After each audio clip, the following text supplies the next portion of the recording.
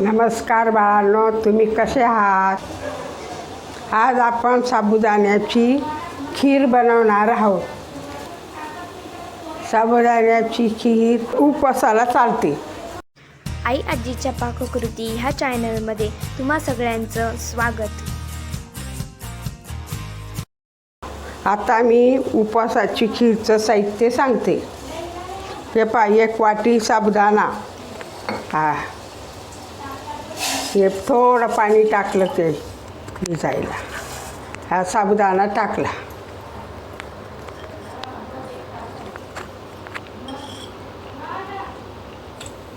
थोडंसं पाणी टाकायचं आणि त्याला असं चांगलं घोटून घ्यायचं.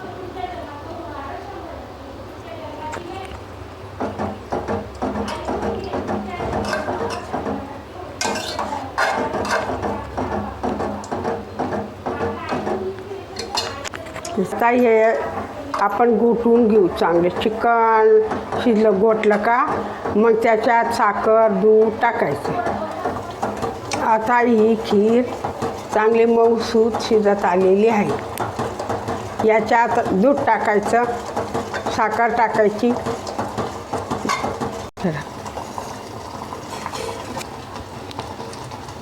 आता साहित्य काढलं. साखर दूध काढून ठेवलेले. दूध 1 वाटी टाकलं.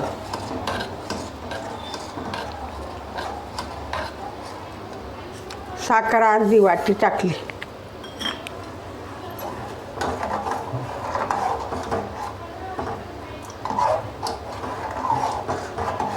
झाली खीर तयार.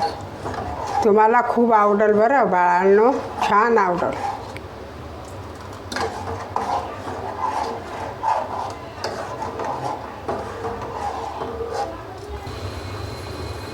फक्त या खिरेला 4-5 मिनटं लागतात.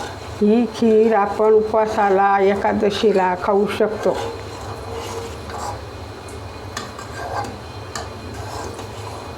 वेगळी नाही कशी उकळी. आता उकळून झाली. ती उकळी फुटली, चांगली उकळली का छान लागते. चांगलं उकळू द्यायची.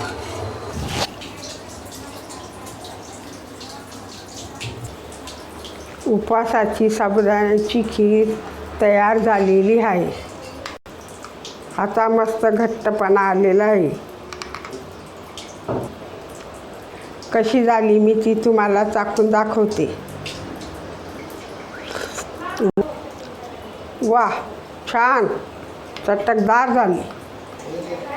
बाळांनो, तुम्ही पण घरी ही खीर बनवा व कशी लागते ती मला कळवा. माझ्या व्हिडिओला लाईक करा. मित्रमैत्रिणींसोबत शेअर करा.